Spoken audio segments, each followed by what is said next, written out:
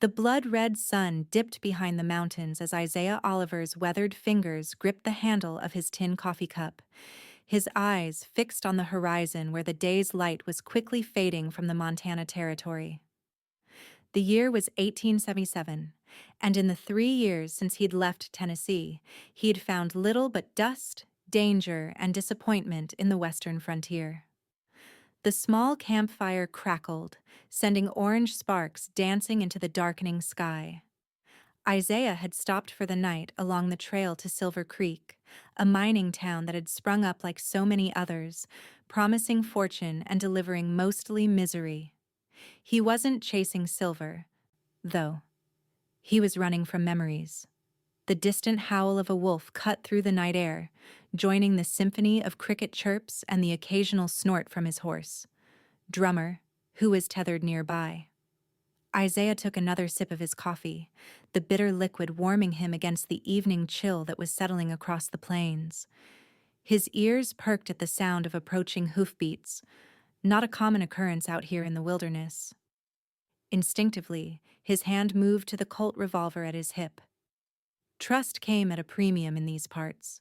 The rider appeared from the darkness, a silhouette against the navy blue sky.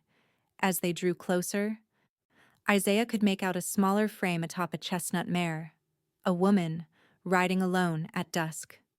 That was unusual enough to pique his curiosity, but not enough to lower his guard. "Hello, the camp," called a clear, feminine voice, strained with exhaustion. "Might I warm myself at your fire for a spell?" Isaiah didn't answer immediately. Women traveling alone in this territory were rare, and those who did usually had good reason, not always the kind a man would want to involve himself with. "I mean no harm," she continued, bringing her horse to a stop at a respectful distance. "I've been riding since dawn, and I've got another day's journey ahead." "Dismount slowly," Isaiah finally responded, his voice gravelly from disuse. "You can come to the fire, but keep your hands where I can see them." The woman did as instructed, climbing down from her horse with careful movements. As she stepped into the circle of firelight, Isaiah saw her clearly for the first time. She wore a plain, practical riding dress, dusty from the trail. Her dark hair was pulled back in a simple braid, and her face, though smudged with dirt, carried a quiet dignity that gave him pause. "Bethany Taylor," she said, offering her name without being asked. "I'm grateful for your hospitality, Mr. Oliver." Isaiah Oliver. He gestured to a spot across the fire. "Have a seat if you want, coffee's still hot." Bethany nodded her thanks and settled down, her movements betraying her weariness. Isaiah watched as she poured herself a cup from the pot nestled in the coals, noting the way her hands trembled slightly. She was running from something or someone he'd seen that look too many times to mistake it. "Where you headed?" he asked, breaking the silence that had fallen between them. "Silver Creek," she replied, taking a careful sip of the hot coffee. "I have family there." Isaiah nodded, though he suspected there was more to her story than she was sharing. Dangerous country for a woman alone.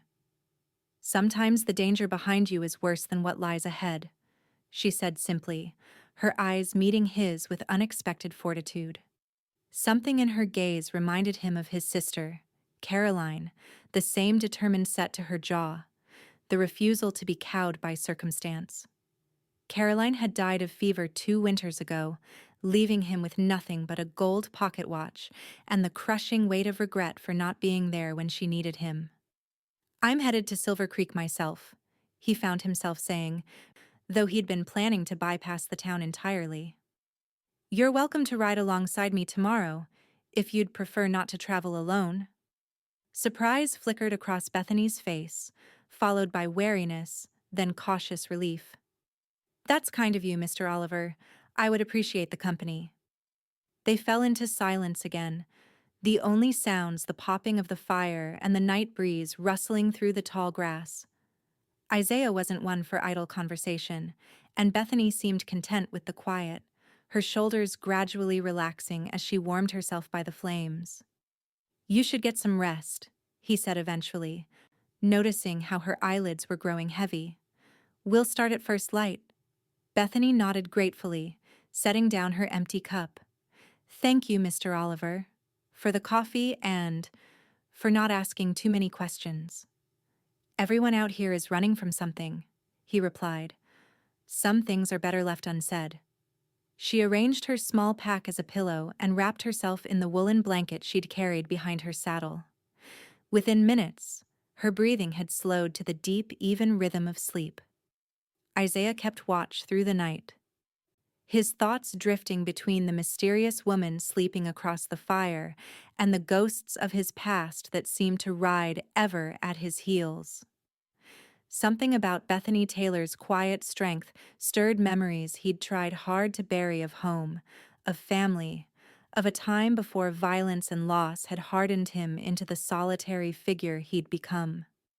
Dawn broke in streaks of pink and gold across the eastern sky. Isaiah had already doused the fire and packed his meager belongings when Bethany stirred and sat up, momentarily disoriented before her eyes found him. "You're still here," she said, a note of surprise in her voice. "Said I would be," he replied, cinching his saddle on Drummer's back. "There's dried beef in that pouch if you're hungry. We should move out soon." They ate a simple breakfast in silence, then mounted up as the sun cleared the horizon. The day promised to be hot, with few clouds to offer respite from the relentless western sun. "It's about a day's ride to Silver Creek," Isaiah said as they set off at a steady pace. "If we push hard, we might make it by nightfall." Bethany nodded, adjusting her hat against the morning glare. "I appreciate your escort, Mr. Oliver. I won't slow you down." True to her word, she kept pace with him throughout the morning, proving herself an accomplished rider. They stopped briefly at midday near a small creek to water the horses and stretch their legs. It was there that Isaiah noticed the bruises on her wrist when her sleeve pulled back as she reached for her canteen. His eyes lingered on the dark marks a moment too long, and Bethany quickly tugged her sleeve down, her expression closing off. "It's nothing," she said, answering his unspoken question. Isaiah didn't press. He'd seen enough in his 30 years to know that some wounds ran deeper than skin. "Silver Creek's got a decent doctor, if you need one," was all he said. Bethany's smile was tight. "What I need is a fresh start." As they rode through the afternoon, the landscape gradually changed from open prairie to rolling hills dotted with pine and aspen. The trail wound through narrow passes and across shallow streams, the mountains looming larger with each passing hour. They talked little, but the silence between them grew companionable rather than strained. Occasionally, Isaiah would point out landmarks or signs of wildlife, a hawk circling overhead, the tracks of a mountain lion crossing their path. Bethany listened attentively, asking thoughtful questions that revealed an educated mind. "You know a fair bit about this territory for someone just passing through," she observed after he'd explained how to read the weather from the shape of the clouds gathering above the distant peaks. Isaiah shrugged. "Been wandering these parts for 3 years now. You learn what keeps you alive." "And what brought you west?" she asked, the first personal question she'd ventured. Isaiah was quiet for so long that Bethany thought he wouldn't answer. Finally, he said, "The war changed a lot of men. Changed me. Tennessee didn't feel like home anymore." Bethany nodded, understanding in her eyes. War has a way of making strangers of us all, even to ourselves. Her insight surprised him. Most women he'd encountered since heading west were either hardened by frontier life or too innocent to comprehend the shadows that haunted men like him. "Your family in Silver Creek," he said, changing the subject. "They expecting you?" A shadow crossed her face. "My aunt. She doesn't know I'm coming, but she's the only family I have left now." Late afternoon brought them to a rise overlooking a valley where Silver Creek nestled against the base of the mountains. The town was larger than many in the territory, a proper main street lined with wooden buildings, a church steeple rising above the rooftops, and the telltale industrial structures of a mining operation on the outskirts. "There it is," Isaiah said, halting Drummer to survey the scene below. "Should make it before sundown." Bethany stared at the town, and Isaiah couldn't miss the mix of hope and apprehension in her expression. "It looks peaceful," she said softly. "Looks can be deceiving," he warned. "Mining towns have their share of trouble. Men with too much money and too little sense. Best keep your wits about you." She nodded, squaring her shoulders. "I'm no stranger to trouble, Mr. Oliver." As they made their way down into the valley, Isaiah found himself wondering what kind of trouble had driven this composed, intelligent woman to flee to this remote corner of the frontier. The bruises on her wrist told part of the story, but he sensed there was much more she wasn't saying. The main street of Silver Creek was bustling with activity as they rode in. Miners fresh from their shifts mingled with merchants, ladies in calico dresses, and the usual assortment of frontier characters. Several heads turned to observe the newcomers, eyes lingering particularly on Bethany. "Your aunt," Isaiah said, keeping his voice low as they passed the Silver Dollar Saloon, where piano music spilled out onto the street. "Where does she live?" "She runs a boarding house," Bethany replied, her eyes scanning the buildings. "The Willow Tree, I believe it's called." Isaiah nodded. "I know it. Respectable place, down near the edge of town. I'll take you there." Relief washed over Bethany's face. "Thank you. I wasn't certain I'd be able to find it." They continued down the main street, past the general store, the assayer's office, and the sheriff's building. Isaiah noticed Bethany tensing as they passed a group of well-dressed men outside the town bank, her knuckles whitening as she gripped her reins tighter. "Friends of yours?" he asked quietly. "Quite the opposite," she murmured, keeping her face turned away from the men. Isaiah instinctively shifted his position to place himself between Bethany and the men's line of sight. One of them, a tall figure in an expensive suit, glanced their way with idle curiosity before returning to his conversation. "Someone following you?" Isaiah asked once they were past. Bethany hesitated. "Not yet, but word travels, even out here." They turned down a side street lined with neat houses and small businesses. At the end of the block stood a two-story clapboard building with a sign depicting a graceful willow tree swinging gently in the evening breeze. "The Willow Tree," Isaiah announced, bringing Drummer to a halt. "Your journey's end, Miss Taylor." Bethany didn't immediately dismount, her eyes fixed on the boarding house with an expression Isaiah couldn't quite read. "I suppose it is," she said finally, turning to him. "I don't know how to thank you properly, Mr. Oliver. You've shown me a kindness I didn't expect to find." "No need for thanks," he replied, uncomfortable with her gratitude. "Just doing what any decent man would." "We both know that's not true," she said with a sad smile. "Decent men are rarer than gold out here." Before Isaiah could respond, the door of the boarding house opened, and an older woman stepped onto the porch, shading her eyes against the setting sun to peer at the visitors. "Aunt Martha," Bethany breathed, recognition and relief flooding her features. The woman's hand flew to her mouth. "Bethany! Good heavens, is that you, child?" Bethany slid from her saddle with renewed energy, quickly tying her horse to the hitching post before hurrying toward the porch.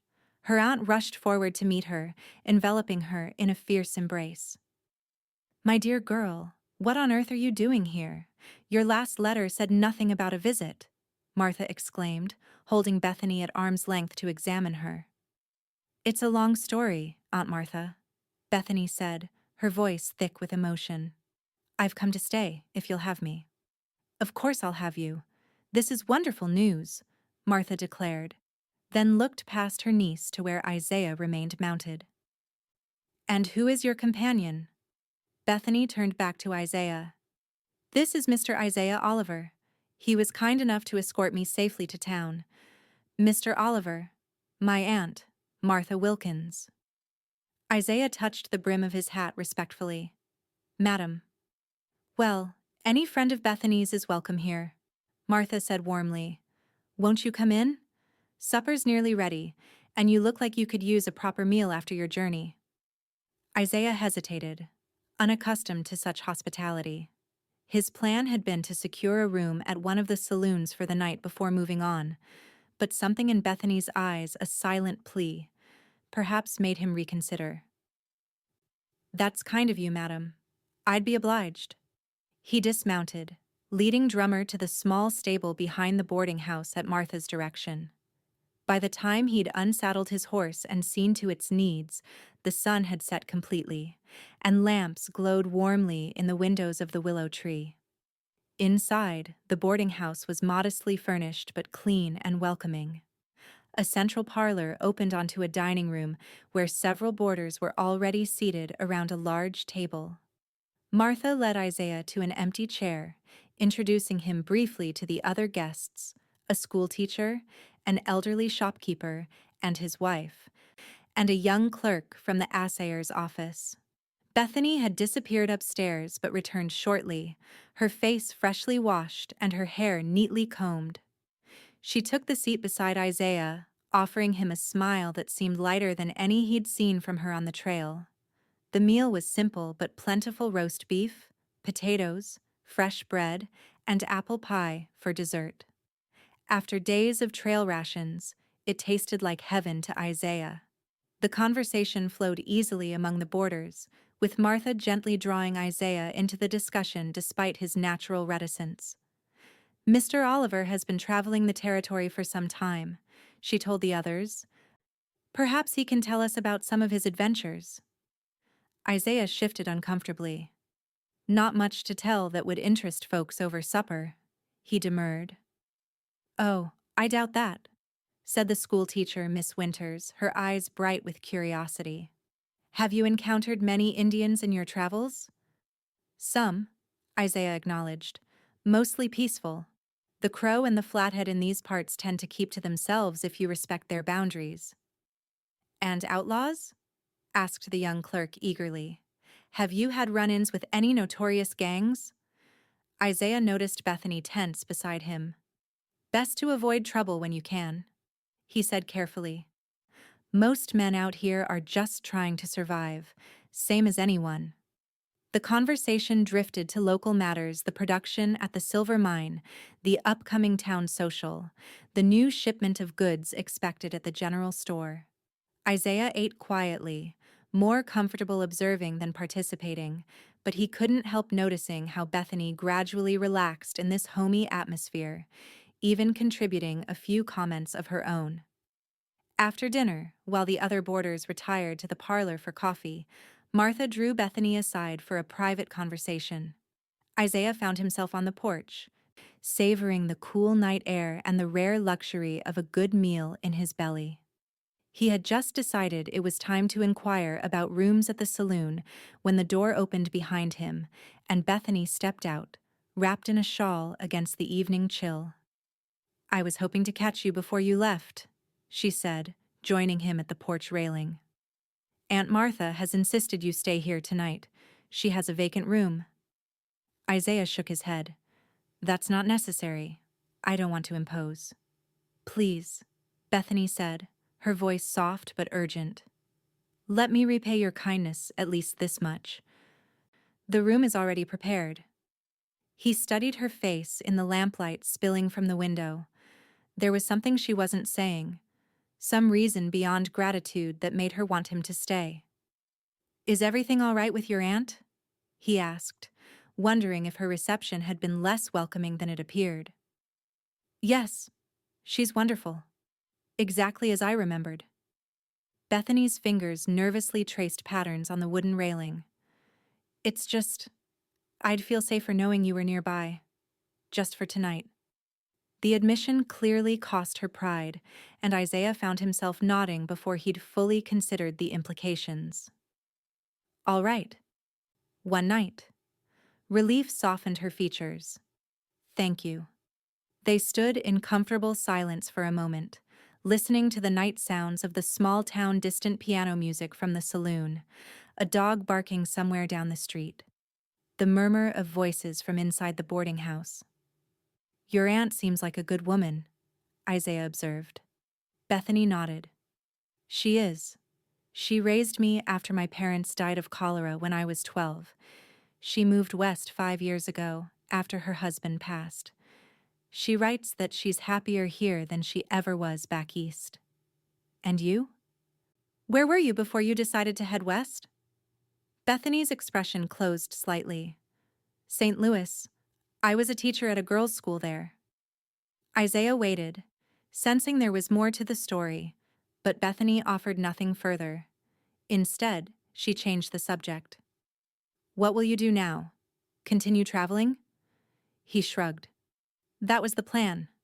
I hear there's work up north, breaking horses for some of the big ranches." "You're good with horses," she said.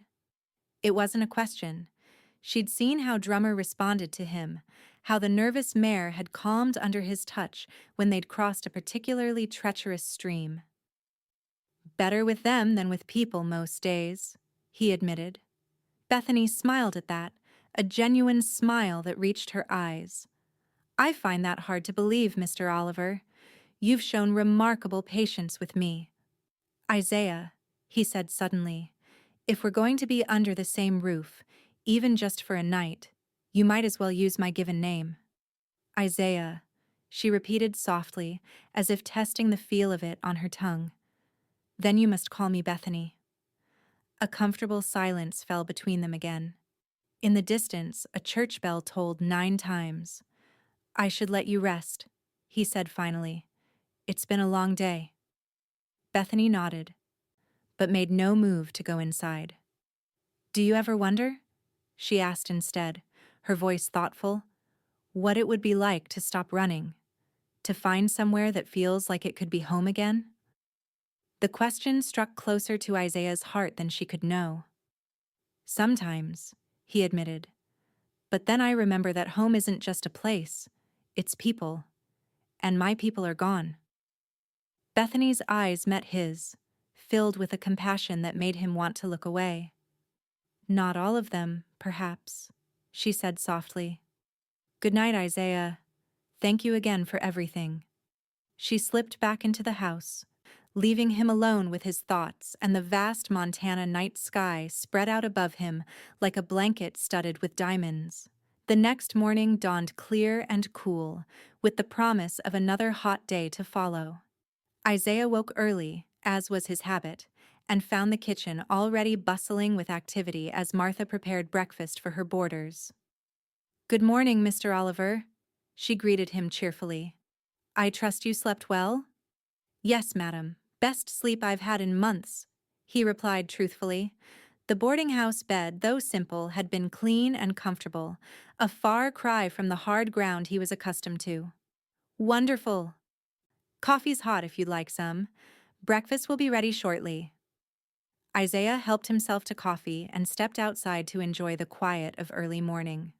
Silver Creek was just beginning to stir, with shopkeepers unlocking their doors and miners heading toward the outskirts of town, where the silver mine operated day and night. He was contemplating his next move when the sound of approaching horses drew his attention. 3 riders were making their way down the main street, heading in the direction of the boarding house. Something about their purposeful advance set Isaiah's instincts on alert. The lead rider was the well-dressed man they'd passed outside the bank the previous evening, tall, with a neatly trimmed beard and the bearing of someone accustomed to authority. His companions were clearly hired muscle, with the hard eyes and ready hands of men familiar with violence. Isaiah stepped back into the shadow of the porch as they drew closer, his hand instinctively moving to check that his colt was in place. The riders pulled up in front of the willow tree, their eyes scanning the building. "You there," called the lead man to Isaiah. "I'm looking for a woman who may have arrived in town yesterday. Dark hair, traveling alone. Name of Bethany Taylor." Isaiah's face revealed nothing. "Don't believe I've seen anyone like that," he replied evenly. "Who's asking?" The man straightened in his saddle. "Roland Mercer. I'm Mrs. Taylor's husband. The revelation hit Isaiah like a physical blow, though he kept his expression neutral. Husband. The bruises on Bethany's wrist suddenly made terrible sense. Before he could respond, the boarding house door opened behind him, and Bethany herself stepped out, freezing at the sight of the mounted men. "Roland," she said, her voice remarkably steady despite the fear that flashed in her eyes. "Bethany." Mercer's tone was deceptively gentle. "You've led me on quite a chase, my dear." "How did you find me?" she asked, moving to stand beside Isaiah, her shoulder nearly touching his. "Did you really think you could disappear?" Mercer smiled coldly. "Your letter to your aunt last month mentioned Silver Creek. It wasn't difficult to determine where you'd flee once you left our home." Isaiah felt Bethany trembling slightly beside him, though her face remained composed. "I'm not going back with you, Roland," she said firmly. "Our marriage is over." Mercer's smile vanished. A wife doesn't simply decide when a marriage is over. "You made vows, Bethany. Until death do us part, as I recall." The threat behind his words was unmistakable. Isaiah shifted his stance subtly, placing himself more directly between Bethany and the mounted men. "The lady's made her decision," he said quietly. "I suggest you respect it and ride on."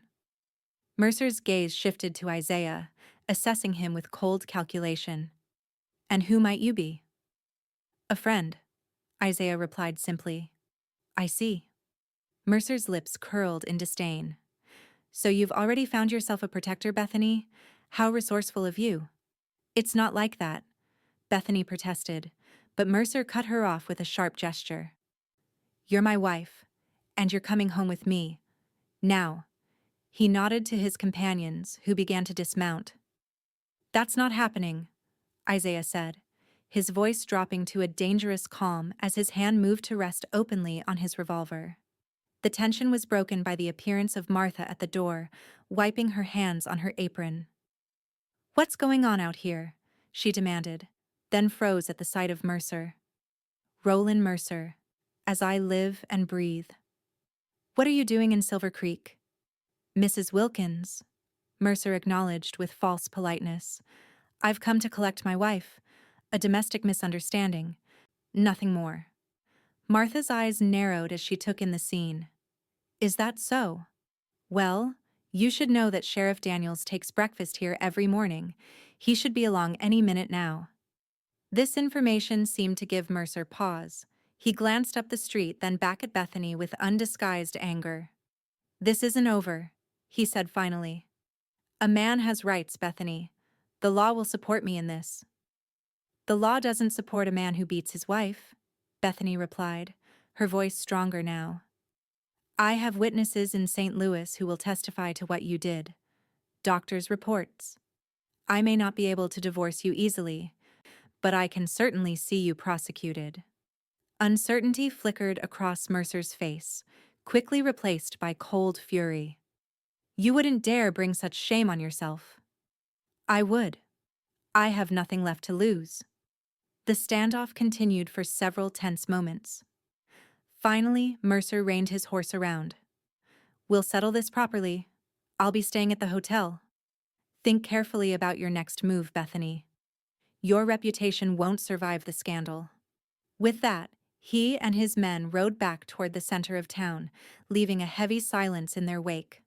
Isaiah turned to Bethany, who had gone pale but remained standing straight and proud. "You didn't mention a husband," he said quietly. "Ex-husband in every way that matters," she replied, her voice barely above a whisper. "I'm sorry I didn't tell you. I hoped I'd truly escaped him." Martha put a protective arm around her niece. "Come inside, both of you. This conversation shouldn't happen on the street." In the privacy of Martha's small office off the kitchen, Bethany finally told her story. She had married Roland Mercer, a successful banker, 2 years earlier. At first, he had been charming and attentive, but his true nature revealed itself after the wedding: controlling, jealous, and increasingly violent. The final straw came 3 weeks ago, she explained, unconsciously rubbing her wrist where the bruises still lingered. He came home in a rage, accusing me of flirting with a business associate at a dinner party. The beating was worse than before. I feared for my life.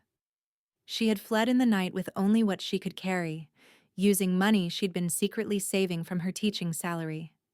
She'd made her way west, hoping to reach her aunt and the relative anonymity of the frontier. I knew he might eventually think to look here, she admitted. But I hoped to have time to establish myself, perhaps find work, become part of the community before he tracked me down. Isaiah listened in silence, a cold anger building inside him at the thought of what she had endured. When she finished speaking, Martha wrapped her in a fierce hug. "You're safe now," the older woman assured her. "You'll stay right here with me. Roland Mercer doesn't scare me one bit." "He should," Bethany said grimly. "He's a dangerous man, Aunt Martha, with powerful connections." "What will you do now?" Isaiah asked. Bethany looked at him with tired eyes. "I don't know. He's right about one thing: divorce is difficult, especially when the husband objects. And his threat about my reputation isn't idle. He could make it impossible for me to find work as a teacher again." "You could still teach here," Martha suggested. "Silver Creek is growing. The school board has been looking for another teacher." "And when Roland contests it? When he spreads rumors about my character?" Bethany shook her head. "He won't let me go easily, Aunt Martha. Not out of love, but out of pride and a desire to control." The conversation was interrupted by a knock at the front door.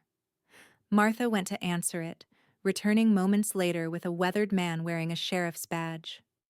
"Sheriff Daniels," she introduced him. "This is my niece, Bethany Taylor, and her friend, Mr. Isaiah Oliver." The sheriff nodded to them both. "Madam, sir, Mrs. Wilkins tells me you might be having some trouble with a Mr. Roland Mercer." Bethany explained her situation again, more concisely this time. The sheriff listened attentively, his expression grave. "I understand your predicament, Mrs. Taylor," he said when she had finished. "But I'm afraid your husband is correct about the law. Without proof of extreme cruelty that would hold up in court, a husband has the right to insist his wife return to the marital home." "So you'll force me to go with him?" Bethany asked, dismay evident in her voice. "I didn't say that," the sheriff replied carefully. "I'm just explaining the legal situation. As long as there's no public disturbance, I tend to let people sort out their private affairs themselves." He tipped his hat. "I'll keep an eye on Mr. Mercer while he's in town. If he causes any trouble, you let me know." After the sheriff left, a heavy silence fell over the room. Finally, Isaiah spoke. "I should go," he said, rising from his chair. "I've imposed on your hospitality long enough." "Where will you go?" Bethany asked, an edge of panic in her voice. Isaiah hesitated. His plan had been to continue north, but the thought of leaving Bethany to face Mercer alone didn't sit right with him. "I'll find work in town for a while," he found himself saying. "The livery might need help. I'm good with horses." Relief flooded Bethany's face. "You'd stay?" "For a time," he said, not entirely sure why he was making this commitment. "At least until this situation with your husband is resolved." Martha nodded approvingly. "You're welcome to continue boarding here, Mr. Oliver. I have the room, and I'd feel better knowing there's another strong man around while that snake Mercer is in town." Isaiah accepted the offer with a nod, though he knew staying in Silver Creek complicated things. He'd spent 3 years avoiding putting down roots anywhere, moving on whenever the memories grew too persistent or the nightmares too vivid. But something about Bethany's quiet courage in the face of her own demons called to him in a way he couldn't ignore. The livery stable at the edge of town was indeed looking for help. The owner, a gruff old-timer named Jeb Wilson, took one look at how Isaiah handled the nervous stallion in the corner stall and hired him on the spot. "Got away with the difficult ones," Jeb observed after watching Isaiah calm a particularly fractious mare that afternoon. Where'd you learn that? My father raised horses in Tennessee, Isaiah replied, running a brush along the mare's flank. Before the war. Jeb nodded, understanding the unspoken. Many men in the West carried similar stories, lives divided into before and after the war between the states. Well, you're welcome here as long as you want to stay. Pay ain't much, but it's steady. The work suited Isaiah, physically demanding enough to tire him out, but with a simplicity and honesty to it that he found soothing. Horses didn't lie, didn't hide their intentions behind false smiles. They responded to kindness and firm guidance, and they didn't care about a man's past. Each evening, he returned to the willow tree for supper, gradually becoming more comfortable with the small community of boarders. Bethany was often quiet during these meals, though she made an effort to participate in the conversation. Isaiah noticed how she tensed whenever a knock came at the door, how her eyes constantly scanned the street when they walked to the general store or the post office. Mercer maintained a conspicuous presence in town, taking his meals at the hotel restaurant where he could be seen through the large front window, strolling along the boardwalk with his two companions always close by. He made no direct approach to Bethany, but his message was clear. He was waiting, watching, biding his time. A week passed in this uneasy fashion. Isaiah and Bethany fell into a routine of sorts. She would sometimes bring him lunch at the livery, and they would eat together in the shade of a large cottonwood tree behind the stables. During these quiet moments, they talked, gradually sharing pieces of their lives with one another. Isaiah told her about growing up in Tennessee, about his father's horse farm and his mother's garden. He spoke of his sister Caroline, of his time in the Confederate Army, and of the bitter years after the war when he'd drifted west, taking odd jobs and avoiding putting down roots. Bethany shared stories of her childhood with her aunt after her parents' death, of her love for teaching and literature, of her dreams of someday opening a school of her own where girls could receive the same rigorous education as boys. That's what attracted me to Roland initially, she admitted one afternoon as they sat beneath the cottonwood. He seemed supportive of my ambitions. He spoke of funding such a school, of being a progressive husband who valued his wife's intellect. People aren't always what they seem, Isaiah observed. Bethany nodded sadly. No. The control started gradually suggestions about my clothing, my friends, how I spent my time. Then came the criticism, the constant belittling, making me doubt myself. The first time he struck me was 6 months into our marriage. He was so apologetic afterward, swore it would never happen again. Her laugh was hollow. I believed him. I wanted to believe him. Isaiah listened, his hands clenched into fists at his sides. The thought of anyone hurting this gentle, intelligent woman filled him with a cold rage he hadn't felt in years. You're not going back to him, he said firmly, no matter what the law says. Bethany looked up at him, her eyes filled with a mixture of gratitude and uncertainty. I don't see how I can prevent it in the end. He won't give up, Isaiah. Men like Roland don't accept defeat. Then we'll just have to be more determined than he is, Isaiah replied, surprising himself with the conviction in his voice. That evening, as they walked back to the boarding house after Isaiah had finished his work at the livery, they spotted Mercer and his men coming out of the Silver Dollar Saloon. There was no way to avoid them without turning around and taking a different route, which would have felt too much like running away. Isaiah felt Bethany stiffen beside him, but was impressed when she continued walking forward, her head held high. He moved slightly closer to her, his hand near his revolver, prepared for any confrontation. Mercer saw them and stopped in the middle of the boardwalk, forcing them to either stop as well or step into the muddy street to go around. Bethany, he greeted, his tone falsely pleasant. You're looking well. The mountain air seems to agree with you. Roland, she acknowledged coolly, if you'll excuse us, we're on our way to supper. Mercer's eyes flicked to Isaiah with undisguised contempt. Still hiding behind your friend, I see. How long do you think you can maintain this charade, my dear? A respectable woman living under the same roof as a drifter? People will talk. Let them, Bethany replied evenly. I have nothing to hide. Mercer stepped closer, lowering his voice. I've been patient, Bethany. That patience is wearing thin. I'm giving you one more day to come to your senses and return with me voluntarily. After that, I'll be forced to take more drastic measures. Is that a threat? Isaiah asked quietly, his hand now resting openly on his revolver. Mercer smiled thinly.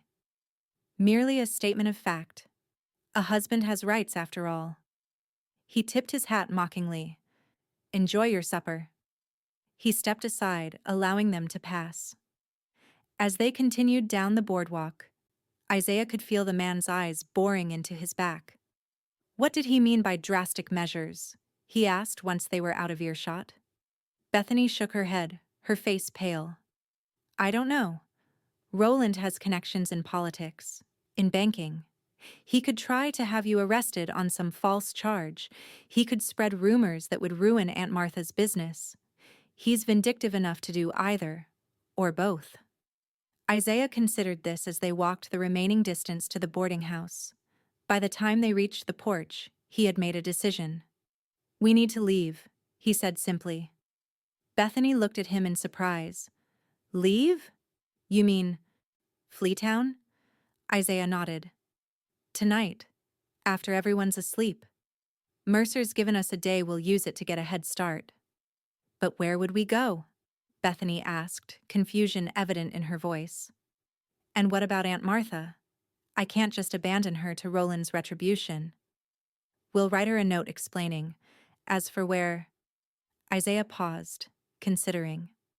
I have a friend who ranches north of here, near the Canadian border. We worked together breaking horses a couple years back.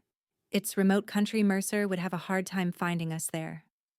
Bethany stared at him, a complex mixture of emotions crossing her face. Why would you do this? Put yourself at such risk for me? You barely know me. Isaiah looked away, uncomfortable with the directness of her question. Maybe I'm tired of running alone, he said finally. Or maybe I just can't stand men who hurt women. Either way, the offer stands. Dinner that evening was a subdued affair, with Bethany unusually quiet and Isaiah responding to conversation only when directly addressed. Martha watched them both with concern but didn't press for explanations. After the meal, while the other boarders retired to the parlor, Bethany asked her aunt to join them on the back porch for a private conversation. There, with the night settling around them and crickets chirping in the garden, Bethany explained Isaiah's plan. It's too dangerous to stay, she concluded. Roland won't stop, and I won't put you or your business at risk. Martha listened in silence, her weathered face grave. When Bethany finished, the older woman sighed deeply. I hate the thought of you running again, child, but I fear you're right about Roland. He's not a man to accept defeat gracefully. She turned to Isaiah, studying him with piercing eyes. You'll protect her? Keep her safe? With my life, Isaiah promised, the solemnity of the vow settling into his bones as he spoke the words. Martha nodded once, decisively. Then go. I'll tell anyone who asks that you've gone to visit friends in Helena. That should buy you some time. The women embraced, tears flowing freely now. I'll write when we're settled, Bethany promised, and someday, when it's safe, I'll come back to visit. See that you do, Martha replied, wiping her eyes. Now, let's get you packed and ready. The less time you spend on the trail, the better. They worked quickly and quietly, gathering only what was essential: food, clothing, blankets. Isaiah retrieved his few belongings from his room, along with the supplies he always kept ready in his saddlebags. Years of wandering had taught him to travel light and be prepared to move at a moment's notice. Just after midnight, with the town quiet and dark, they slipped out the back door of the boarding house. Martha embraced them both one final time, pressing a small pouch of coins into Bethany's hand despite her protests. "For emergencies," the older woman insisted. "Now go, and God be with you both." They led their horses quietly through the back alleys of Silver Creek, avoiding the main street where the hotel stood. Once they reached the edge of town, they mounted up and set off at a steady pace, not wanting to attract attention with too much haste. The night was clear, a three-quarter moon providing enough light to follow the trail heading north. Isaiah led the way, frequently glancing back to make sure Bethany was keeping pace. She rode well, her back straight, her expression determined despite the exhaustion evident in the set of her shoulders. They rode through the night and into the early morning, stopping only briefly to rest the horses and eat a cold breakfast from their provisions. The terrain grew increasingly rugged as they left the valley behind, climbing into the foothills of the mountain range that marked the northern extent of the territory. By mid-morning, they had covered a considerable distance. Isaiah finally called for a longer rest near a small stream where the horses could drink and graze, while he and Bethany ate a more substantial meal. "How are you holding up?" he asked as they sat on a fallen log, sharing dried beef and hard biscuits. "I'm all right," she replied, though the dark circles under her eyes betrayed her weariness. "I keep thinking about Aunt Martha, though.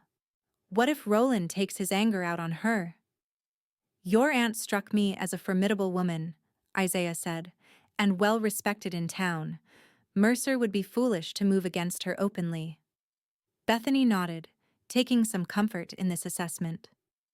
"How much farther to your friend's ranch?" 3 days' ride at a steady pace," Isaiah replied. "Longer if we need to take extra precautions."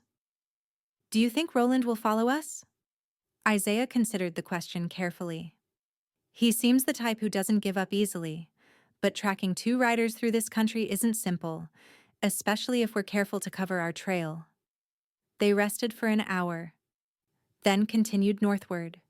The day grew hot as the sun climbed higher, and the trail narrowed as it wound through dense pine forest. By late afternoon, dark clouds were gathering over the mountains ahead, promising rain before nightfall. "We should find shelter soon," Isaiah observed, scanning the landscape. "Mountain storms can be fierce this time of year." They found a suitable campsite just as the first fat raindrops began to fall, a small cave set into a rocky hillside, dry and sheltered from the wind that was picking up as the storm approached.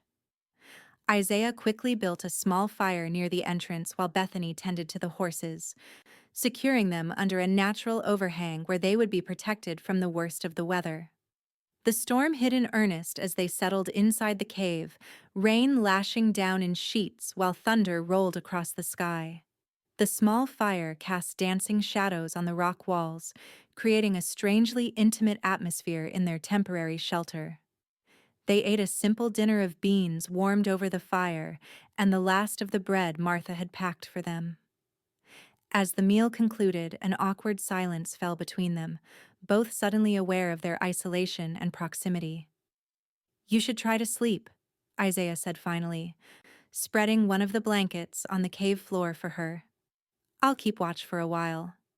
Bethany looked as if she wanted to argue but was too exhausted to put up much resistance. She wrapped herself in the blanket and lay down, using her saddle as a pillow. Within minutes, her breathing had deepened into sleep. Isaiah sat near the cave entrance, watching the storm rage outside while occasionally glancing at Bethany's sleeping form. In repose, her face looked younger, the worry lines smoothed away. He found himself wondering what she had been like before Mercer had entered her life, before fear and pain had become her constant companions. The thought of her suffering stirred a protective instinct in him that he'd thought long buried. Since Caroline's death, he'd deliberately avoided forming attachments, convinced that caring for others only led to heartache. Yet here he was, risking everything for a woman he'd known less than 2 weeks. The storm continued through the night, finally tapering off to a gentle rain as dawn approached. Isaiah had dozed intermittently, always alert for any sound that might indicate pursuit or danger. Now, as gray light filtered into the cave, he stirred the embers of the fire and added fresh wood to drive away the morning chill. Bethany woke as the smell of coffee filled the small space, sitting up and pushing her hair back from her face. "What time is it?" she asked, her voice husky with sleep. "Just after dawn," Isaiah replied, pouring coffee into a tin cup and offering it to her. "Storm's passed, but the trail will be muddy. We should wait until it dries a bit before moving on." She accepted the coffee gratefully, wrapping her hands around the cup for warmth. "Did you sleep at all?" "Enough," he assured her, though in truth he felt the familiar ache of exhaustion behind his eyes. "How about you?" "Better than I expected," she admitted. No dreams. For once. They fell into companionable silence, sipping their coffee as the day brightened outside. Eventually, Bethany spoke again. "Tell me about this friend we're going to see. Will he welcome strangers?" "Caleb Jenkins is a good man," Isaiah said. "We fought together during the war, then reconnected out here a few years back. He's built a decent spread, nothing fancy, but he's doing well. Married a local woman, has a couple of kids now." He paused, considering. "He owes me a favor. He'll help us." "And after?" Bethany asked quietly. "What happens when we reach this safe haven of yours?" Isaiah had been avoiding this question himself. "That's up to you," he said finally. "You could stay there until you figure out your next move. Caleb's wife might appreciate another woman around the place. And you? Will you stay too?" The question hung between them, loaded with implications neither was ready to address directly. Isaiah studied the fire, buying time to consider his response. "I've been wandering a long time," he said slowly. "Maybe too long, but I don't know if I remember how to stay in one place anymore." Bethany's eyes held his, searching. "Perhaps it's something you could learn again. With the right reason." Before Isaiah could respond, a sound outside the cave caught his attention, the distinctive noise of a horse's hoof striking stone. In an instant, he was on his feet, motioning for Bethany to be silent as he drew his revolver and moved to the side of the cave entrance. The sound came again, closer now. Someone was approaching their shelter, moving cautiously through the wet underbrush. Isaiah pressed himself against the rock wall, every muscle tense as he waited. A shadow fell across the cave entrance, and a voice called out not Mercer's cultured tones, but the rough accent of a mountain man. "Hello, the cave. Anyone in there?" Isaiah remained silent, unwilling to reveal their presence to a stranger who might be one of Mercer's hired guns. "I mean no harm," the voice continued. "Saw your smoke. Just looking for some company on the trail." After a moment's consideration, Isaiah replied, keeping his position by the wall. "State your business, friend." "Name's Miller. Trapper. Been working these mountains since '73. Just thought I'd say howdy before I move on." Isaiah glanced at Bethany, who had risen to her feet, her face tense. He gave her a reassuring nod before calling back, "Come in slowly. Keep your hands where I can see them." A burly figure appeared in the entrance, a bearded man in buckskins, perhaps 50 years old, with weathered features and clear, honest eyes. He held his hands out to his sides as instructed, showing he meant no threat. "Morning," he greeted, taking in the scene with a quick glance. "Didn't mean to startle you folks. Just passing through on my way to my cabin up north." Isaiah lowered his revolver slightly but remained vigilant. "You're a long way from the usual trapping grounds." Miller shrugged. "Follow the game where it leads. Been a good season." His eyes flicked to Bethany and back to Isaiah. "You two heading north as well?" "We might be," Isaiah replied cautiously. "Why do you ask?" "Road's washed out about 10 miles ahead," Miller said. "Last night's storm took out the bridge over Wilson Creek. You'll need to go around. Adds about a day to the journey." Isaiah frowned, considering this information. If true, it was valuable knowledge that might save them considerable time and trouble. But it could also be a ploy to lead them into an ambush. Much obliged for the warning, he said non-committally. We'll keep it in mind. Miller nodded, seemingly understanding Isaiah's caution. Well, I won't intrude on your breakfast. Just thought you should know. He turned to go, then paused. Oh, one more thing. Saw 3 riders heading this way from the south, moving fast like they're tracking someone. Might want to keep that in mind too. With that, he tipped his hat and disappeared back into the morning mist, leaving Isaiah and Bethany staring at each other in alarm. Roland, Bethany whispered, her face paling. He must have discovered we're gone and followed immediately. Isaiah moved quickly to gather their belongings. If Miller's telling the truth, we need to move now. We'll have to find another way across that creek. They packed swiftly, erasing all signs of their camp as best they could. Within minutes, they were mounted and moving deeper into the forest, avoiding the main trail where they might be easily spotted. Isaiah led them on a circuitous route, sometimes doubling back or crossing rocky ground where they would leave no tracks. The going was slow and difficult, but he was determined to throw off any pursuit. By midday, they had reached the banks of Wilson Creek, swollen with rainwater and churning angrily between steep banks. The remains of a simple log bridge could be seen downstream, most of it washed away by the floodwaters.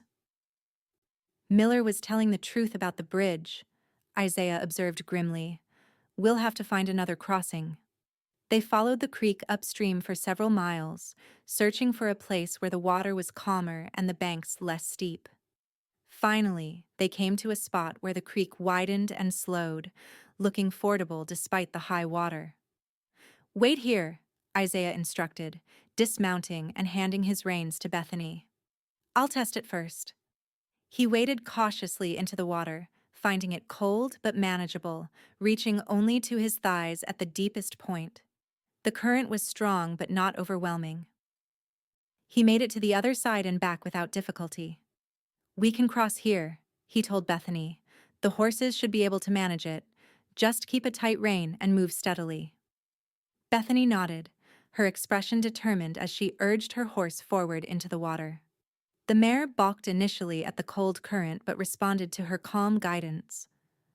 Isaiah followed close behind on Drummer, ready to assist if needed. They were halfway across when Isaiah heard the distant sound of hoofbeats approaching from the direction they had come. 3 riders moving fast through the trees.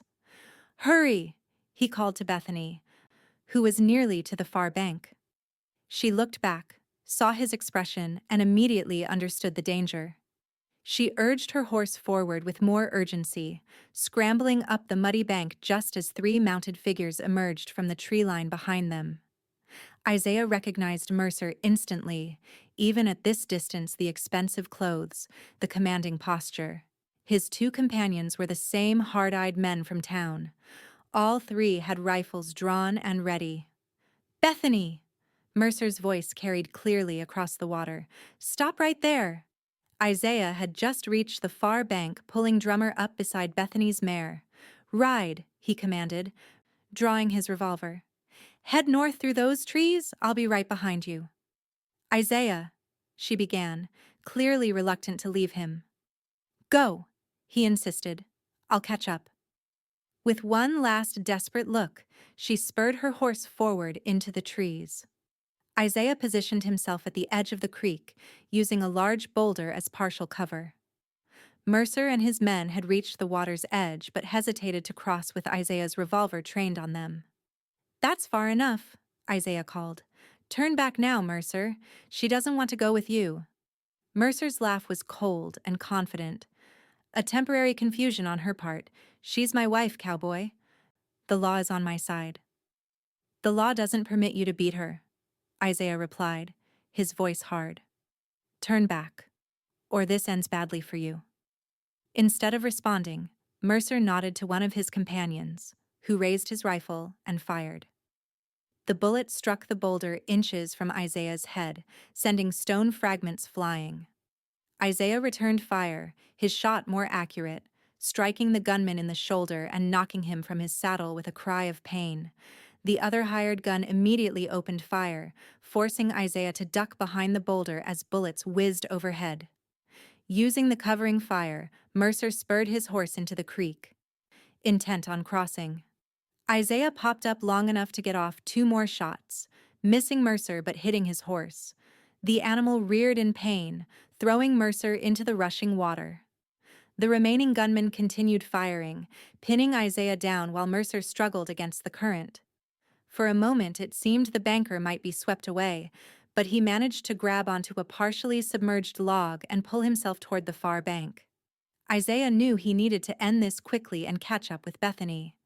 Taking a calculated risk, he broke from cover and fired 3 rapid shots at the gunman, forcing him to duck behind his own horse for protection. In that moment of distraction, Isaiah ran for Drummer, who waited nervously nearby. He was halfway to his horse when a bullet tore through his left arm, the impact spinning him around but not dropping him. Gritting his teeth against the pain, he reached Drummer and swung into the saddle, spurring the horse away from the creek and into the trees where Bethany had disappeared. Behind him, he could hear Mercer shouting orders, the sound growing fainter as he put distance between them. The wound in his arm throbbed with each hoofbeat, blood soaking his sleeve, but he pushed forward, following Bethany's trail through the forest.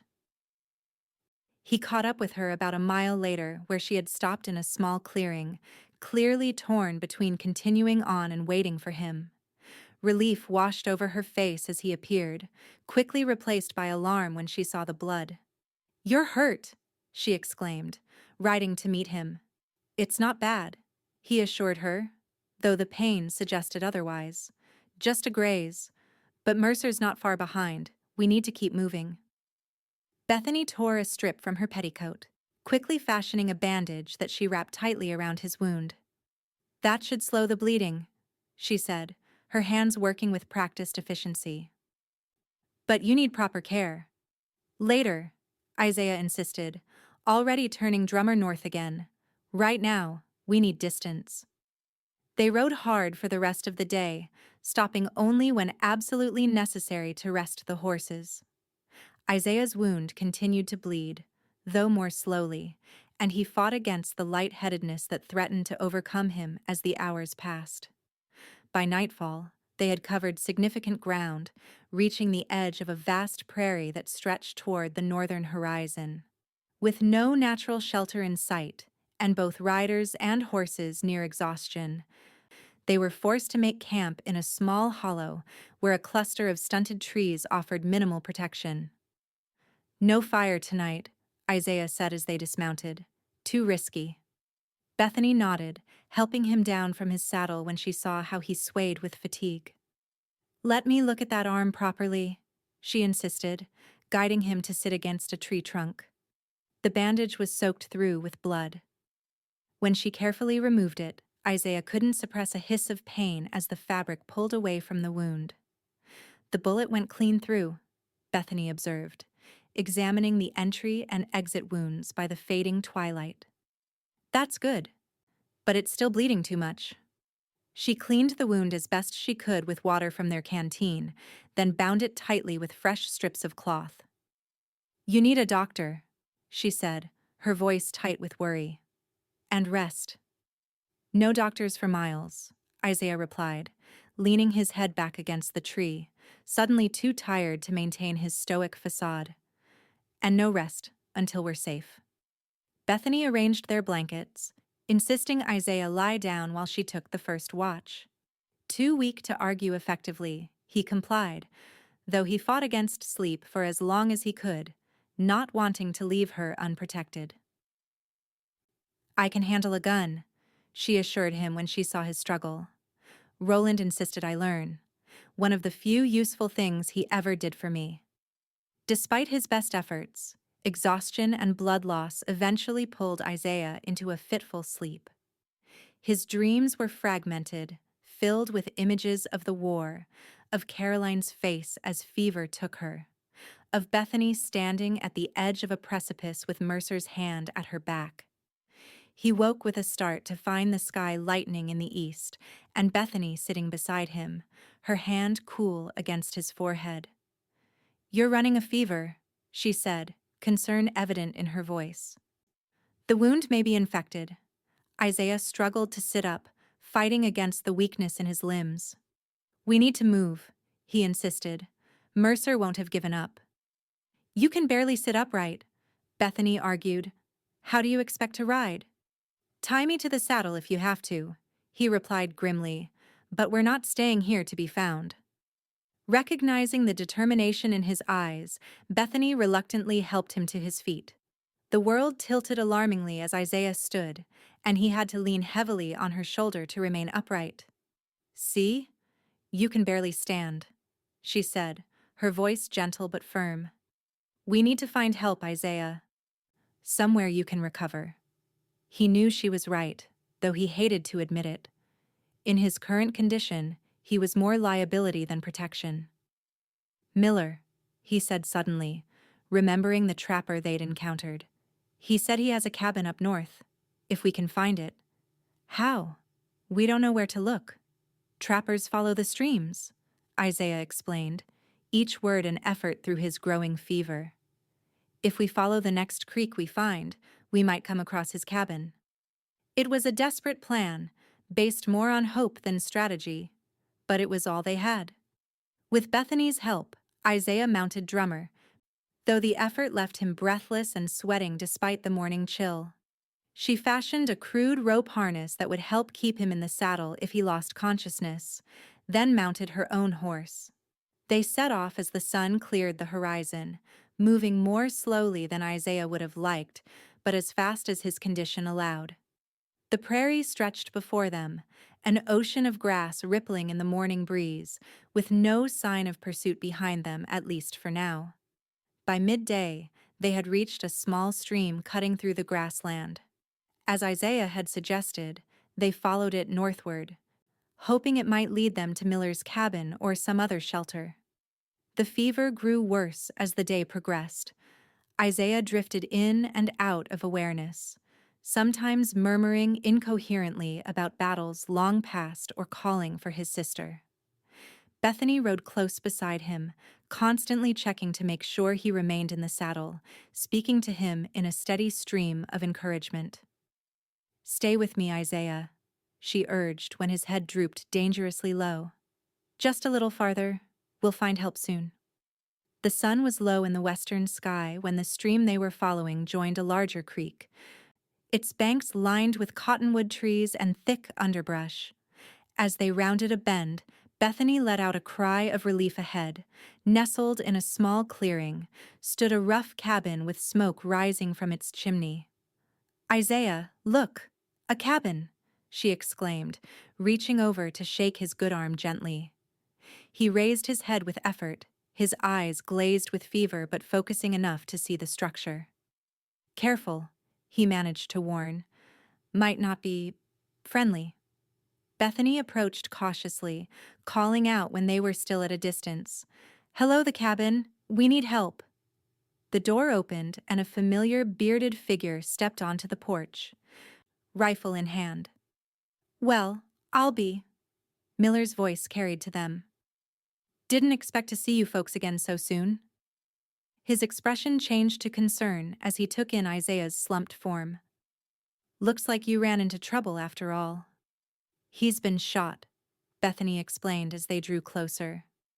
"The wound's infected, and he's burning with fever." Miller immediately set aside his rifle and moved to help. "Bring him inside. My wife's got some skill with doctoring." Between them, they managed to get Isaiah off his horse and into the cabin, where a small, dark-haired woman immediately began clearing a space on a rope bed in the corner. The cabin was simple but clean, with a stone fireplace, a rough-hewn table, and various pelts hanging from the walls. "Sarah, this man's been shot," Miller explained to his wife.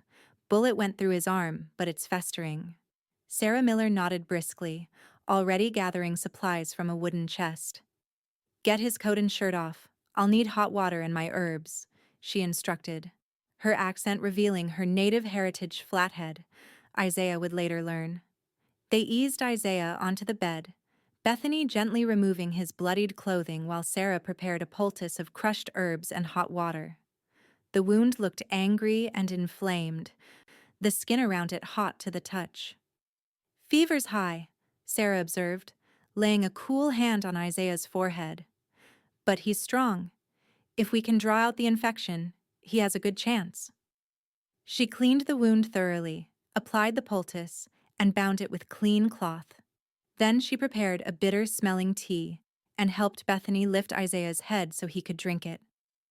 For the fever, she explained. He'll sleep now. That's good, the body heals in sleep. While Sarah tended to Isaiah, Miller took Bethany aside and questioned her about their pursuers. She explained the situation as concisely as possible, leaving out only the most personal details of her marriage to Mercer. 3 men, you say? 1 wounded? Miller stroked his beard thoughtfully. They'll be slowed by that, but not stopped. A man like your husband sounds dangerous when crossed. Ex-husband, Bethany corrected firmly. Though the law may not see it that way. Miller nodded sympathetically. Law's a funny thing out here. Sometimes it's just what good people decide it is. He glanced at Isaiah's unconscious form. Your friend took a big risk for you. Must think highly of you. Bethany's eyes followed his gaze, her expression softening. I don't know why he's done all this. We barely know each other. Some people you know your whole life and never really know at all, Miller observed. Others, you meet 'em once and feel like you've known 'em forever.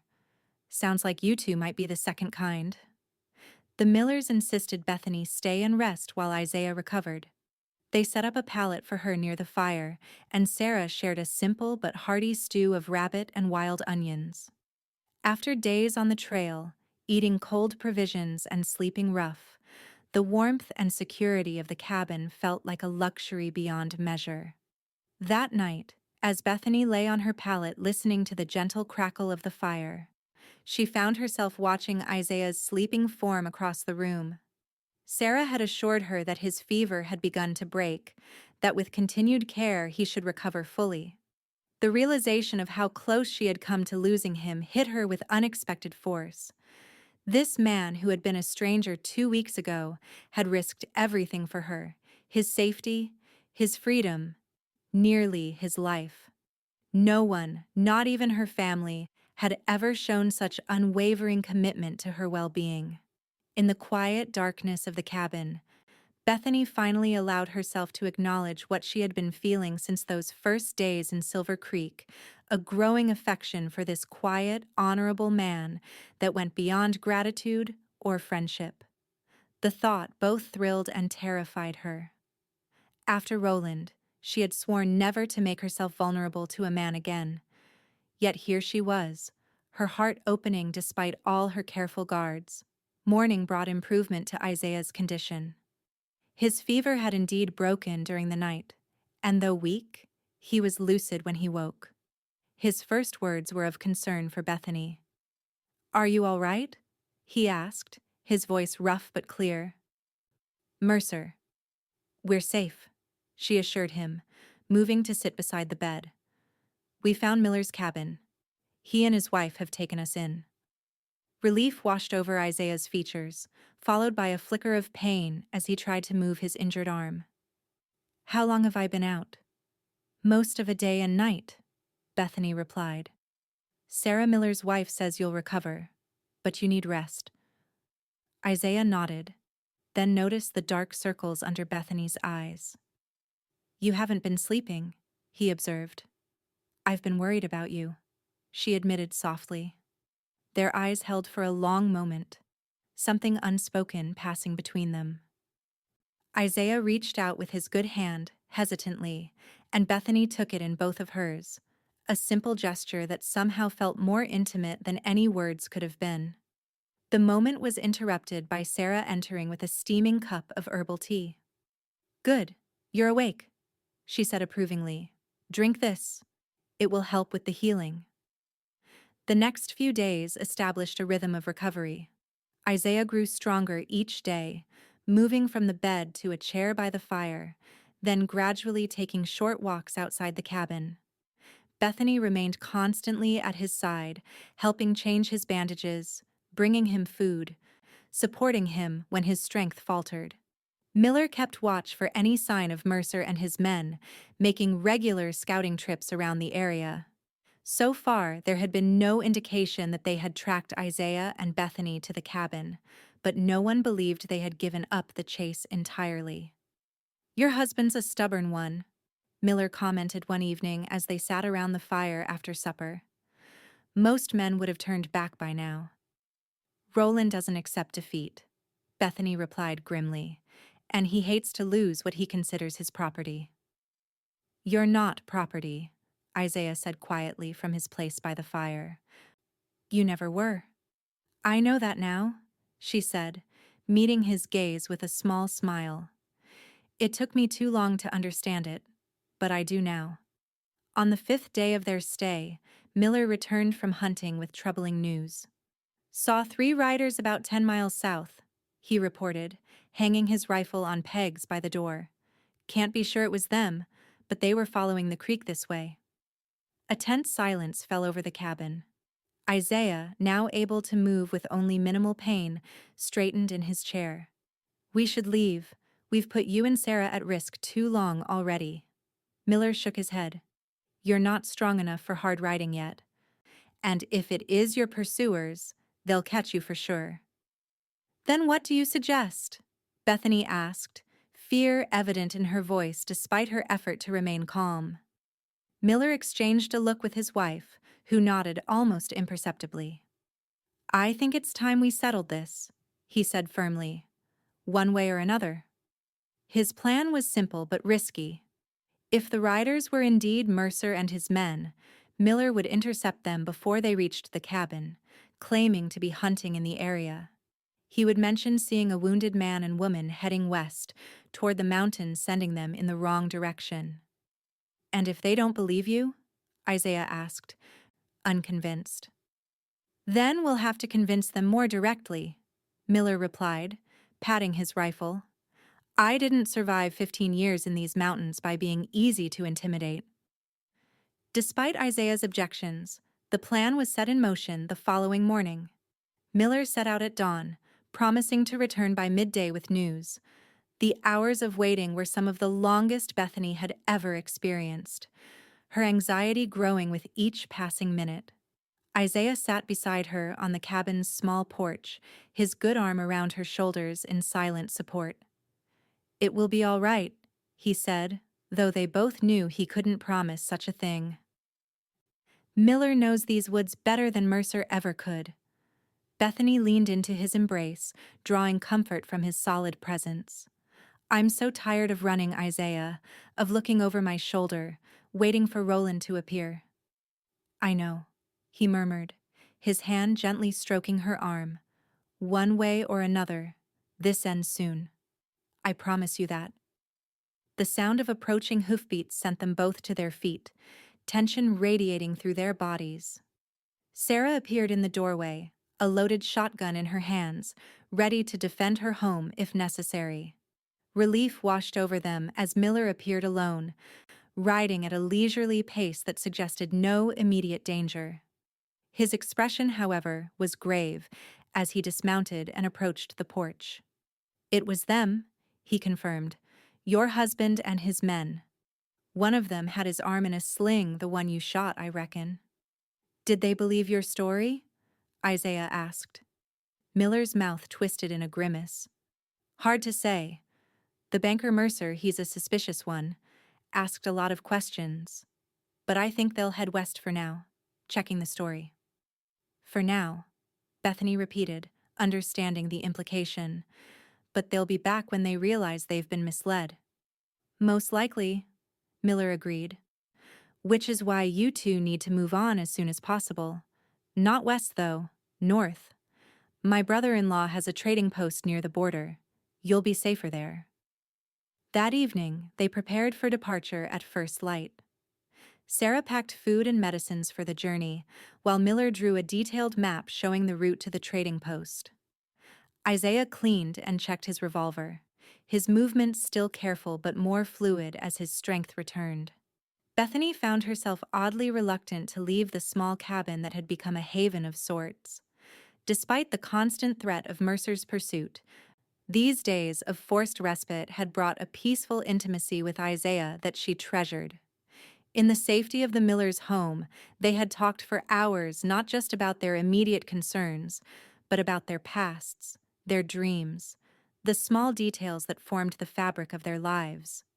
She had learned that Isaiah loved thunderstorms, that he could quote Shakespeare from memory, a gift from his schoolteacher mother, that he whistled when he was deep in thought. He had discovered her passion for botany, her secret ambition to write a novel someday, her inability to resist helping any injured creature she encountered. In the quiet moments between crisis and flight, something profound had grown between them, a connection that transcended their shared danger and spoke to a deeper recognition of kindred spirits. As they sat by the fire on their last night in the cabin, Bethany finally gave voice to the question that had been haunting her. "What happens when we reach the trading post, Isaiah? What comes next for us?" Isaiah was silent for a long moment, staring into the flames. "I've been thinking about that," he said finally. "Mercer won't give up easily, but he can't search forever. Eventually, he'll have to return to St. Louis. And then?" "Then," he said, turning to meet her eyes, "you'll be free to build whatever life you want. To teach, to write your novel, to study your plants, whatever you choose." "And where will you be?" she pressed, her heart racing. Isaiah's gaze was steady, though vulnerability showed in the slight tension of his jaw. "Where would you want me to be?" The question hung between them, weighted with possibility. Bethany took a deep breath, gathering her courage. "With me," she said simply. "I would want you with me." Something shifted in Isaiah's expression, a softening, a wonder, as if he hadn't dared to hope for such an answer. "Are you sure? After everything with Mercer, I wouldn't blame you if you wanted your independence." "Independence doesn't have to mean solitude," Bethany replied, moving closer to him on the bench they shared. "What I had with Roland wasn't real partnership, it was ownership, control. What I feel with you is different." Isaiah's good hand found hers, their fingers intertwining naturally. "Different how?" "Equal," she said, the word carrying all the weight of her painful past and hopeful future. "Respectful. True." She paused, then added softly, "Loving." The word hung in the air between them, neither quite ready to claim it directly, but both recognizing its truth. Isaiah's thumb traced gentle circles on the back of her hand, his eyes never leaving hers. "I haven't allowed myself to think about a future with anyone since Caroline died," he admitted. "Didn't think I deserved one, after everything I'd done in the war, everything I'd failed to do for her." "We've all failed someone," Bethany said gently. "We've all done things we regret. But that doesn't mean we forfeit the right to happiness." Isaiah nodded slowly, absorbing her words. "When I first saw you at my campfire, I never imagined." He trailed off, shaking his head in wonder. "You've reminded me what it feels like to care about tomorrow." Their conversation was interrupted by Miller and Sarah returning from checking the horses one last time. The older couple exchanged knowing glances at finding Isaiah and Bethany sitting so close together, their hands still joined, but made no comment. "Everything's ready for your departure," Miller announced. "Best to get some sleep now. You'll want to start before dawn."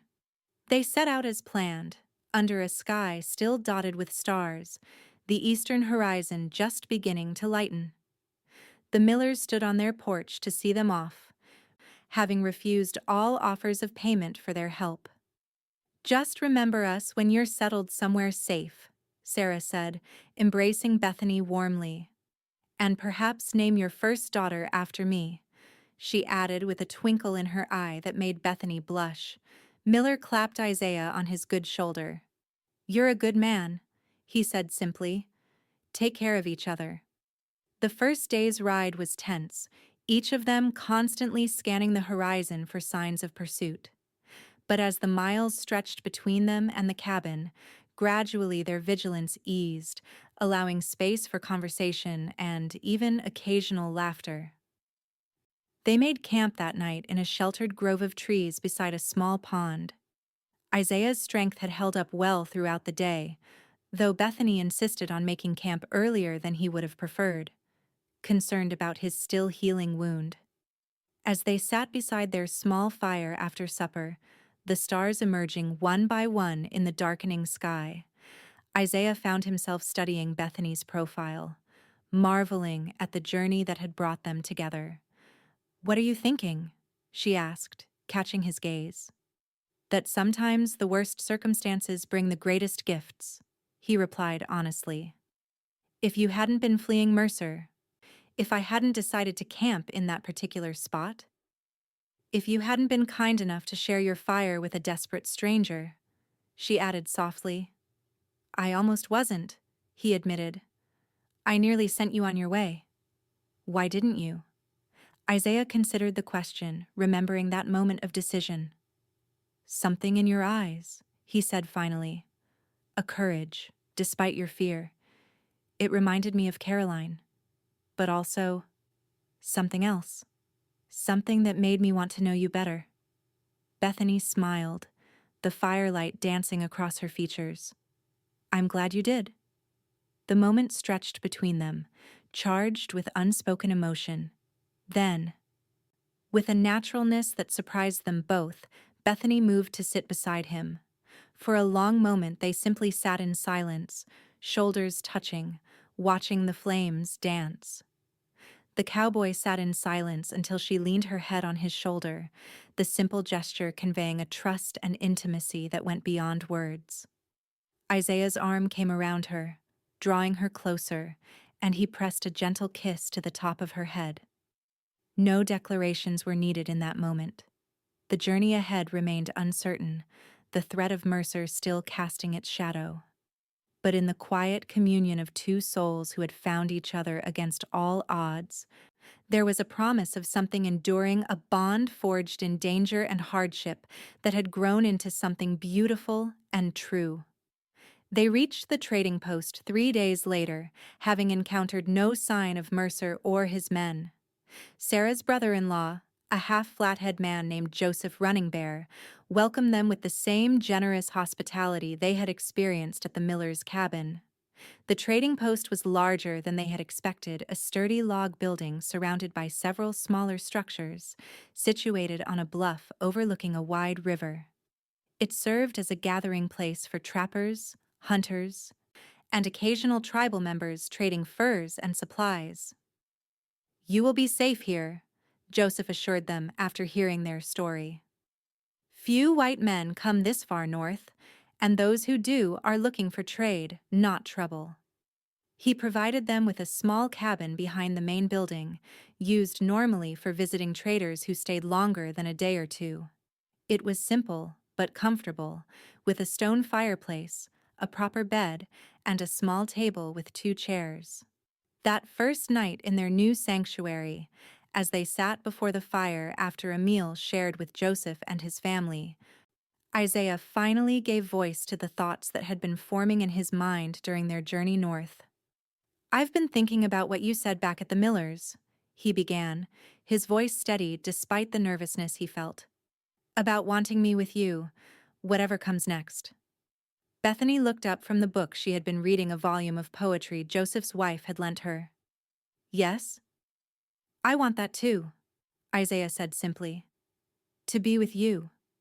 Not just until Mercer gives up, not just until it's safe, but always, if you'll have me." The book slipped from Bethany's fingers as she stared at him, hope and uncertainty warring in her expression. "Isaiah, are you saying—" "I'm saying I love you," he interrupted, the words rushing out now that he had begun. I know it's happened fast, and God knows neither of us was looking for this. But I love you, Bethany Taylor. And if you'll let me, I want to spend the rest of my life proving that not all men are like Roland Mercer. Tears filled Bethany's eyes, but her smile was radiant as she moved to kneel before him, taking his hands in hers. I love you too, she whispered. I think I started falling in love with you that first night at your campfire, when you offered me coffee and didn't ask too many questions. Isaiah raised a hand to cup her cheek, his thumb gently wiping away a tear that had escaped. I can't offer you much. I don't have land or money or position. But I promise you this, you'll always be your own woman with me. Your dreams will be as important as mine. Your voice will always be heard. That's worth more than all the wealth in the world, Bethany replied, leaning into his touch. I don't need riches, Isaiah. I just need you, exactly as you are. Their first kiss was gentle, tentative, a promise rather than a passion. When they drew apart, both were smiling, the joy of new love mingling with the relief of finding safe harbor after a storm. The weeks that followed were among the happiest either had known. While remaining vigilant for any sign of Mercer, they gradually settled into life at the trading post. Isaiah's strength returned fully, and he began helping Joseph with the heavy work around the post repairing buildings, chopping wood, breaking horses brought in by local tribes for trade. Bethany discovered that Joseph's wife, Mary, had been attempting to establish a small school for the children of trappers and traders who occasionally stayed at the post for extended periods. With her background in teaching, Bethany eagerly joined this effort, finding joy in sharing knowledge once again. They were married a month after arriving at the trading post, in a simple ceremony performed by a missionary who made regular visits to the remote outposts of the territory. Joseph and Mary stood as witnesses, along with several trappers and native families who had come to know and respect the newcomers. Bethany wore a dress Mary had helped her make, with wildflowers in her hair instead of a veil. Isaiah had traded a fine knife he'd carried since the war for a simple gold band. Their vows were straightforward but heartfelt. Promises of love, respect, and partnership that held special meaning given all they had endured. The threat of Mercer gradually receded as summer turned to fall with no sign of pursuit. Joseph's network of trappers and traders brought word that a banker from St. Louis had indeed been searching the territory for his runaway wife, but had eventually returned east when the hunt proved fruitless. He may try again next spring, Joseph warned them one evening over supper. Men like that don't forget easily. Isaiah nodded, his hand finding Bethany's under the table. We'll be ready if he does. But we won't live in fear of him. As winter approached, they faced a decision whether to remain at the trading post through the harsh northern winter or seek a more permanent home elsewhere. The discussion took place over several evenings beside their fireplace, weighing options and dreams with equal consideration. Joseph has offered to help us stake a claim on land near here, Isaiah said, laying out one possibility. It's good country for horses. I could start a small breeding operation, like my father had.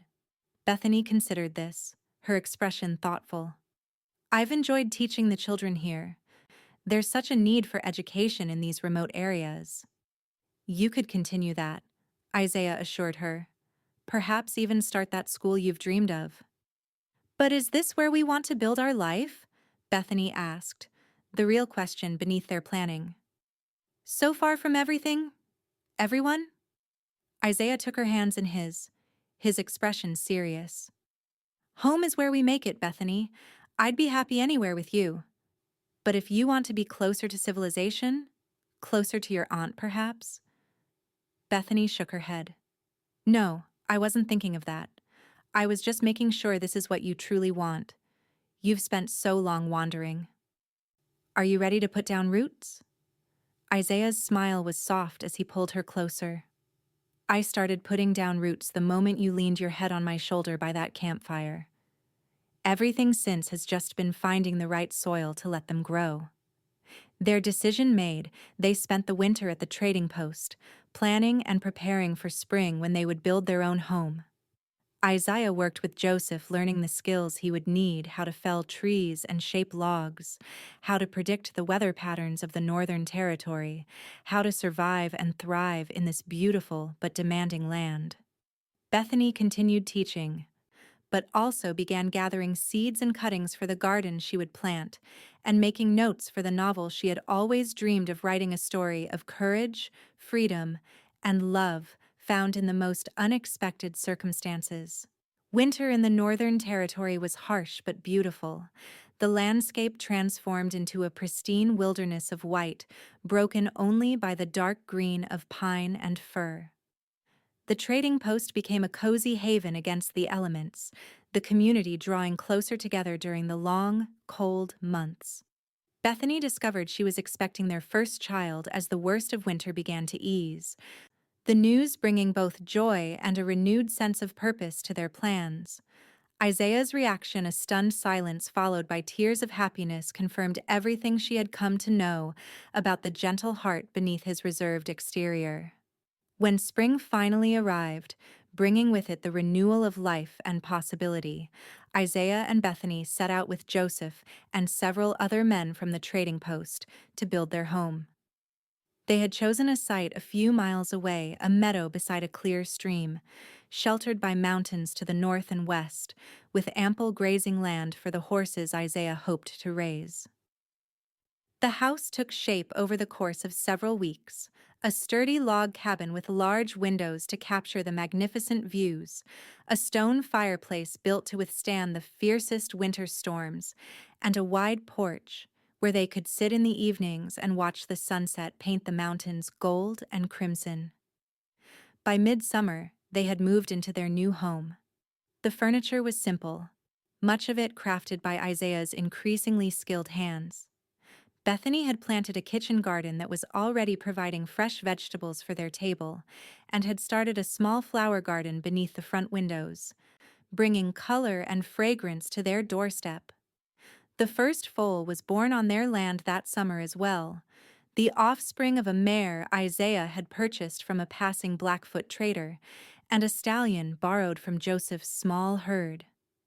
Isaiah spent hours in the makeshift corral, working with the animals, his natural affinity for horses evident in the way they responded to his quiet presence.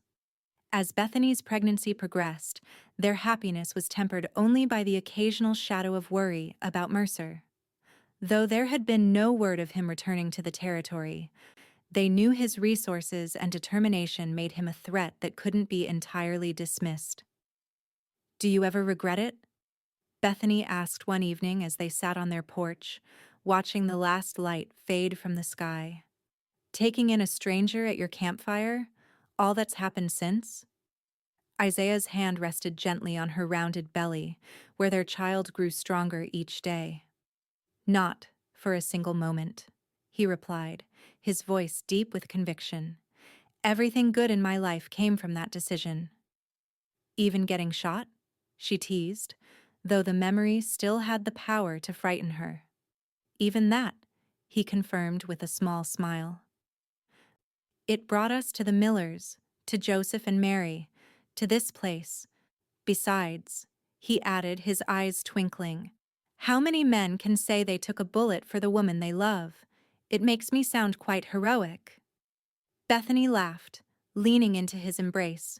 "You are heroic, Isaiah Oliver, in all the ways that truly matter." Their daughter was born as autumn painted the landscape in shades of gold and crimson, a healthy, strong, lunged infant with her father's dark hair and her mother's determined chin. They named her Caroline Sarah, honoring both Isaiah's sister and the woman whose kindness had helped save their lives. Life settled into a rhythm of work and joy, challenges and rewards. Isaiah's small horse breeding operation began to gain a reputation for quality, bringing traders and buyers even to their remote location. Bethany started a school in their home, teaching the children of nearby settlers and trading post families, while working on her novel in the quiet hours of early morning before the household stirred. Their fears about Mercer gradually receded as years passed with no sign of him.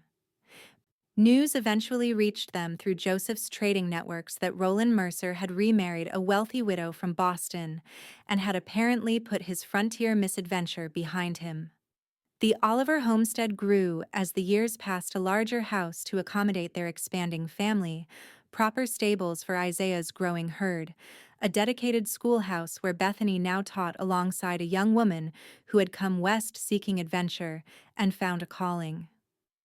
On the 10th anniversary of their first meeting, Isaiah surprised Bethany by bringing her breakfast in bed coffee in the same tin cup he had offered her that fateful night, though now they had proper china for everyday use. "Do you remember?" he asked, sitting beside her on the bed they had shared for a decade. "How could I forget?" she replied, taking the cup with a smile. "You looked so suspicious when I rode up to your camp. I was certain you were going to send me away." "I nearly did," he admitted, running a hand through hair now touched with silver at the temples. "Thank God I came to my senses." Later that day, as evening approached, Isaiah asked Bethany to join him for a ride. They saddled their horses, Drummer long since retired but succeeded by his offspring, and Bethany's faithful mare now grazing in peaceful retirement in the meadow, and set out along a familiar trail. Isaiah led them to a ridge overlooking their property, the house with smoke curling from the chimney, the stables and corrals where horses grazed peacefully, the schoolhouse where their children and others from the surrounding area learned and grew. In the distance, the trading post was visible, now a proper settlement with several permanent buildings clustered around the original structure. They dismounted, and Isaiah spread a blanket on the ground, inviting Bethany to sit beside him as the setting sun bathed the landscape in golden light. "Happy anniversary," he said, producing a small package from his saddlebag. 10 years since a beautiful, frightened woman rode into my camp and changed my life forever." Bethany unwrapped the gift to find a small leather-bound book. Opening it, she discovered it was filled with Isaiah's handwriting poems, memories, reflections on their life together. Tears filled her eyes as she leafed through the pages, reading snippets of his thoughts and feelings over the years they had shared. "Isaiah, it's beautiful," she whispered, deeply moved by this unexpected glimpse into the inner world of her usually reticent husband. "When did you do this?" "I've been working on it for years," he admitted, a hint of color touching his cheeks. "A little at a time. I wanted you to know everything. How much you've meant to me, how you saved me as surely as I ever helped you." Bethany set the book carefully aside and moved into his arms, her heart full to overflowing. 10 years had deepened their connection in ways neither could have imagined on that night beside a lonely campfire. The trials they had faced, the joy they had created, the life they had built together, all of it had forged a bond that grew stronger with each passing season. As the sun dipped below the horizon, painting the sky in spectacular hues of pink and gold, Isaiah held Bethany close, grateful beyond words for the twist of fate that had brought her to his camp that night. From the ashes of their separate pasts, they had built something beautiful and enduring, a home, a family, a love that had transformed them both. The cowboy who had sat in silence until she leaned her head on his shoulder now spoke freely of his love, no longer afraid of the vulnerability that came with opening his heart. And the woman who had fled in fear now stood tall in the certainty of being truly, deeply loved for exactly who she was. As darkness fell and the first stars appeared in the vast Montana sky, they gathered their things and rode home, not to a campfire in the wilderness, but to the warm lights of the house they had built together, where their children waited, where memories lived in every corner, and where their story continued to unfold with each new day.